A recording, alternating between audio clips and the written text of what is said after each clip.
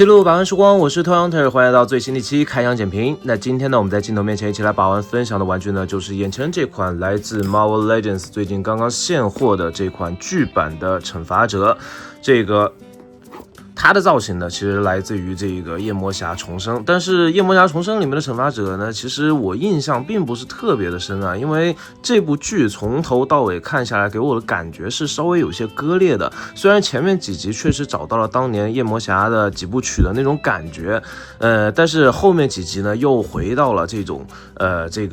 最近2023年到2025年这几年间 MCU 的这些非常神奇逆天的这个操作啊。那美剧方面我们就不多聊了，就直接来看玩具本身。包装盒方面还是非常简约好看，整体来说的话呢，我是很喜欢这种方方正正的设计。上面呢有一些剪影，感觉像是纽约大楼林立的感觉，然后侧面呢是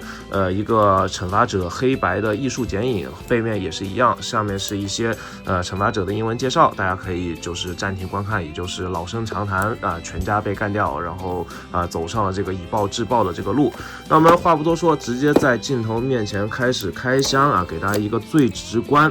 最一手的、一刀不剪的直观感受吧。虽然是把玩分享啊，但是我觉得这款惩罚者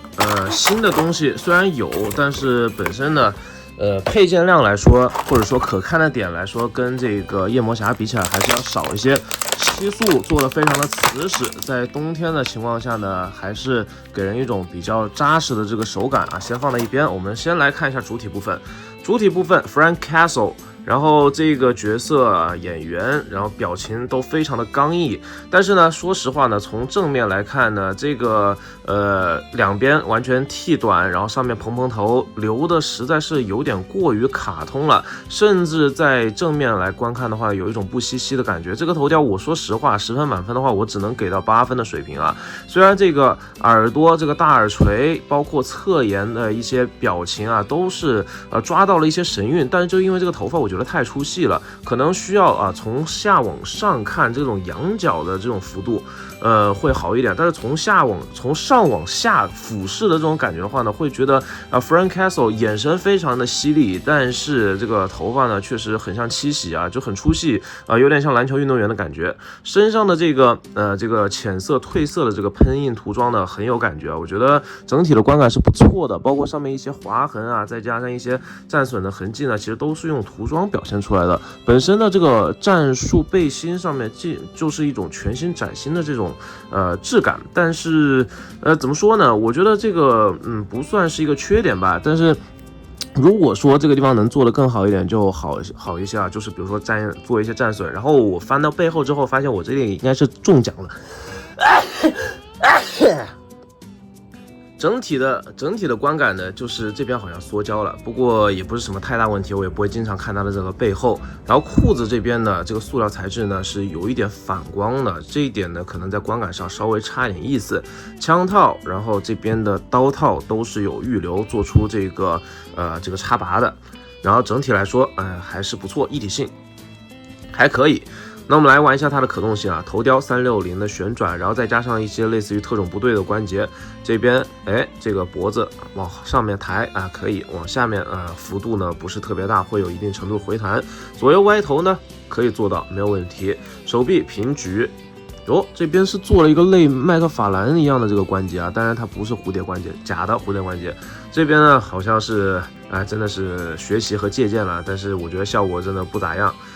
平台90度。然后呢，双段关节的这个曲肘非常之割裂，难道你这个地方也是学麦克法兰的吗？这个肘尖可以肘死人啊！曼巴直呼内行，这个肘尖真的是很尖锐啊！这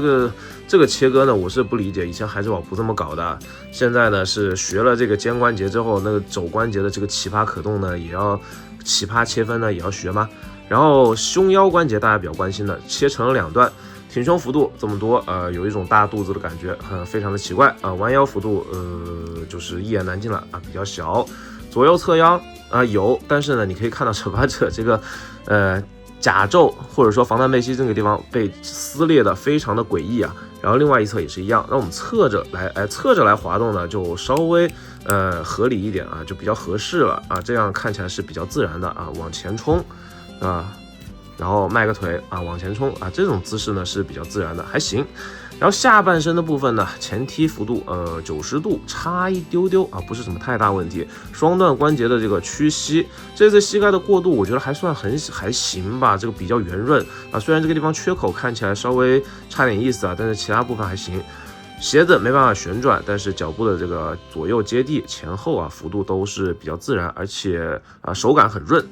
大腿根部也有旋转，只是有点过紧了，不过也还行，紧总比松强嘛。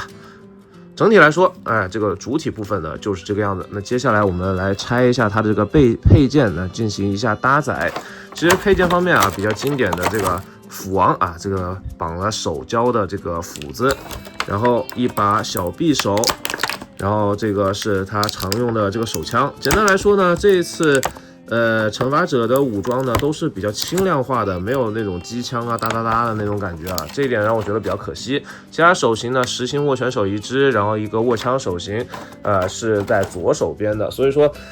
整体来说的话呢，这一次的这个造型和手型给的算是比较常规够用啊。小刀我就这边简单的一插，这个刀身呢是非常软的这个软胶啊。所以可能得注意一下插的这个方向，对，这个方向现在 OK 了，插在后面，而且呢，在活动的时候可能会导致它有一定程度的这个变形。然后小枪你可以插在这边，然后这个斧子呢，可能就没有地方进行收纳了。当然呢，你要用这个握枪手型去握这个斧子也行，成为一个砍王的姿态啊。但是他这个表情呢，其实比较生气，但是这个鼻头上面这个点好像每一款都有啊，我看其他的 UP 在做这个开箱的时候也有这个点啊，不知道他是出于什么目的。他的这个鼻头上是有黑头的存在吗？看起来呢，反正是稍微有点奇怪。那这款惩罚者呢，玩到现在可动性方面还行，说得过去。但是呢，你看这边的这个切分，如果说左右手它不同模的话，你想看起来比较自然的话，就同样就是只用下半部分的这个关节就可以做到了。但是呢，你要是上下两个关节都用的话，就撕裂感会比较强了。所以说这个可动性设计，你还不如直接用星球大战的那一套，用一个单关节去把这个地方修饰一下。但是呢，好就好在呢，它这一次的这个小臂是做了分件的。导致呢这个地方不需要做涂装，那个肉色的涂装涂在这个黑色上面，那简直是没有办法看。那现在呢，整个肤色也好，还有整个塑料原色的这个呈现，我觉得是够看的。然后如果你不喜欢这个裤子亮亮的感觉，你喷一层消光，我觉得整体的这个质感是不错的。然后再拿一个灰色去简单的深灰色去简单的干扫一下，整体的立体感就出来了。这款玩具呢，如果你非常喜欢这个美剧版的这个伐书的话，我觉得是完全值得